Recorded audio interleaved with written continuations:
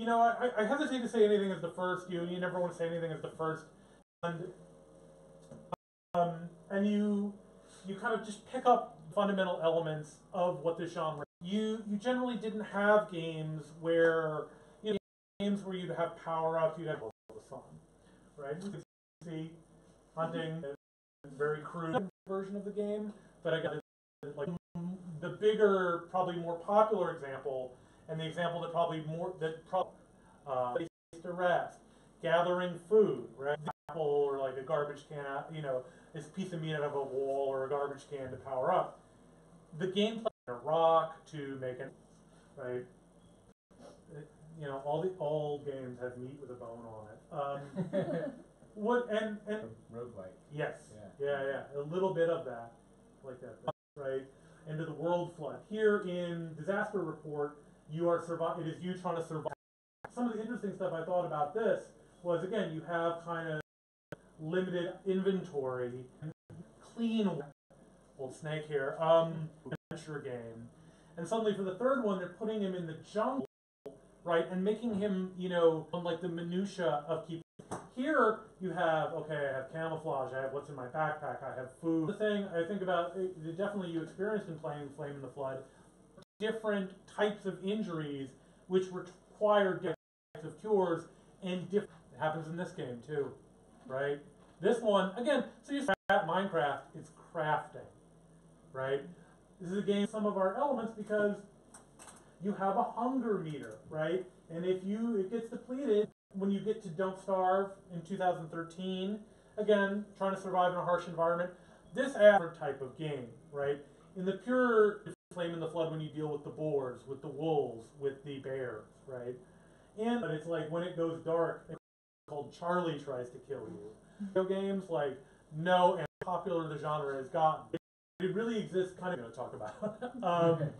And then I was like, it was my game of the year last year. Snake Eater, that was kind of this addition to Snake's Adventure, becomes the focus of the game. That these things can coexist. Pulling my arrows back there. That these things coexist. That this has become like a regular. These are elements that everybody is kind of familiar with, right? But it's part that the Flame in the Flood draws from is another kind of. This is Rogue. This is a game. This is 1980s Rogue, which is a discovery, right? Legend of Zelda is about exploring and discovery. But part of why it's so simplistic looking is it's, if you had a form game, right? This is again coming out of Dungeons and Dragons stuff, right? You have their freedom, right? What these are trying to mimic is the experience of tabletop roleplay, right? They're trying to kind of a very influential game, and people were really into it, and people still play this ideas, but it actually looks nice. Played Splunky by Derek, which and Guitar Hero.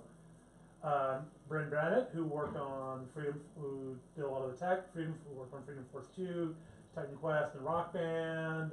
Chad LeClaire, who did some of the art, who worked on Bioshock Infinite. Gwen Frey, who worked on, again, you're seeing it, Bioshock Infinite and Marvel Superheroes. Marvel Heroes, right? Like a moving wave down the streets of Boston. Sense of, that's the dark side. That speaks to the creative decisions I want to make overall. So, in theory, big success, right? And it wins Game of the Year. And within a year of that game coming out, they're all out of jobs. A few days ago, how much? 50% of its staff. And, and some of those, to this day, they haven't put anything out. So, it's got some time it happened. It wasn't just a ratter. I went to a company a decade, talking about Bioshock. I knew that what I did was about as critically acclaimed as it can be. I'm at the center of, this is like a real thing that people are doing. I mean, former Game of the Month, Hyperlight Drifter, years ago. And in 2018 games, that's a path to customers without the backing of a major publisher.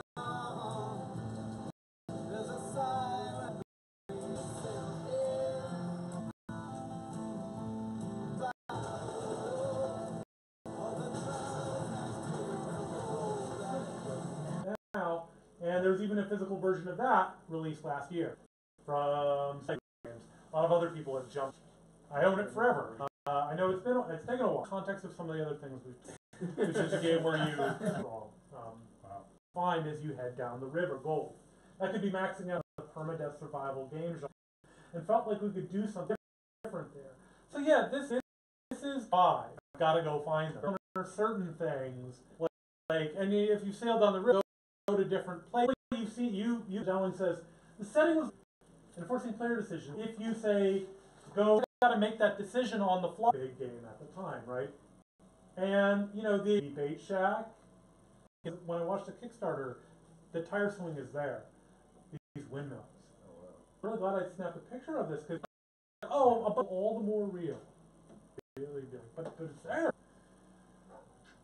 Resource management. Right? And stuff to keep your. You're actually kind of one of the weird. When you start out, it is so different. Oh, it's way harder. What you can make, and immediate threaded rapids. Live in this environment, what items to leave, right? You never get your evidence. That skeleton there. Dallin says, I think the main difference is right? You can trap rabbits in this game.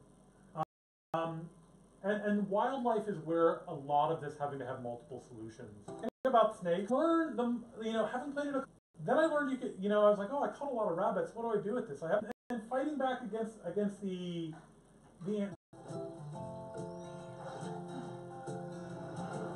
So I didn't realize you could just trap the line. You can get all kinds of different combinations of this depending on what's. You got to figure it out on your own, right? Or if you watch these videos buried on the Molasses channel, Molasses Floods YouTube channel, you're dead. And just like all roguelikes, this game has permadeath. So you kind of do, and look at the beginning of the game, that a little later. Actually, let's get into the themes. Coming of age point in her life, she's a survivor in this world, knows how to live, but young enough that there's wonderment left. She's competent, but that hasn't been explored much. It's usually in that reminds you of an American kind of folklore. Mark Twain's Huckleberry Finn. I'm sure more who went out into the wilderness. Kind of feel that stuff like this that this story is part of what creates the thematics of this game. Christopher Johnson, McCandless, he's communicating with his family, gave away all his stuff, started walking the stand, right? Take a look. Sort of post-Katrina Louis story about the young guy. But I think this is where this is coming. Take fails, or when the disaster is at his door, he won't ration, or we deserve to stay here. I've never played a game where I so distinctly felt this was made by not only people in America, but people of a Christian background. You know this because so many churches in this game. Castlevania doesn't have as many churches in this game. I kind of thought that was because it was Mevo. It is, you're starting to grow. Not no more. No use crying about it neither. Head south to Angel Yard.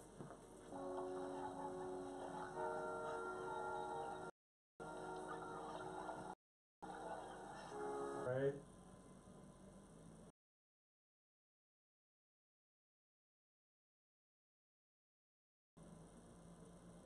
And right? You went through all this trouble and difficulty, and this is a journey, but it's a lot like the flame god or something, and then the flood of Noah. And then how'd you guys do? The game has no, I've only mode, and I was like, no, no. I kind of like that you whip through this, but it wouldn't be fun to just be how long can I survive?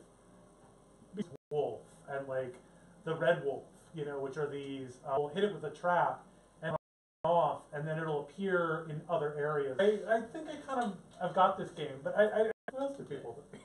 I mean, it really seemed like it was, I actually yeah. It's funny to me. I was like, in subsequent playthroughs, I saw way more. You know, but I was also absolutely will hit are the radio tower, Angel Yards, and the Kingdom. From what I know, they added that story in relatively late in development too. Because I remember when it was It's a little bit different, and you also have a mouse, so it works a little bit different. It's weird how much it's consoles because they didn't meet the stretch goals to port it. I think that I think the Microsoft exclusivity was only existing as a survival game. You know, that is a game market that exists very much on PCs. But as you saw, Disaster Report and its sequels have a story. You know, they kind of got that extra bump. And you listen to Gwen, who was she was the tech animator on Microsoft, has like the panels with indie games that we're funding and stuff like that. Like Flame in the Flood was on there, and they got there are a lot of episodes, and she goes like there are random episodes where she kind of goes into it just because where the conversation was going. And that's why I included that part of the story, because I kind of love that part of the story, that it is the Rockstar after Red Dead 2. Yeah, Flame in the Flood is an indie game, but you guys, you've played it, you've seen it. It doesn't have that, like, it's a fully fleshed out world, like, you know, and one that feels very... In skeptical Christianity, like just playing in the church mouths left, which is such a good word. So it's like and I didn't see them on this playthrough that I recorded, and I was like, dang, I have probably more information on this game than most places. I wish you knew. I would have screenshot it. Yeah, but it tells you what's going on, you know. Yeah, the only ones that you definitely will meet are Flim Flam and even deeper story. But you know what I mean? Like, it's in bits and pieces, and it's not like Dark Souls, where everyone really wanted to do an indie game this time, and I was like, I deeply love this game. I kind of think because it doesn't have that cute pixel aesthetic that a lot of those other, but it is like if you don't know what to do, you're scrambling. A lot of people kind of might bounce off at you. Away and run right at you, and the only way you can kill They're all waiting for me, Yeah. and then I'll build a spike trap Yeah. just in range. But I didn't know you could scare the wolves. Tell me this major survival technique. Because they want you Over until I got to the dock. But if you need I the wouldn't do workbench, anything. and you got a wolf on the island at the hardware store. more inventory is it's the only upgrade you get. It is the only. Like, that was one of the things I really loved about the NPC to be done next.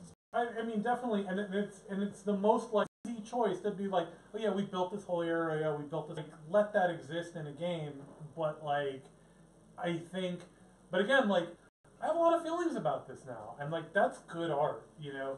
But as how it presents itself. Maybe this is like at the very end where you're actually dying. You're in the backpack or about. Do you know what I mean? Like, there's something there. The end with the farm, I just like remember what it reminded me of. It reminds me of It's like a kid's rocket almost. Baby Castle is a non-profit, 501c. Play your favorite. Yeah, play your favorite. I think it's free right now. Josh, did So you like. mention the summon?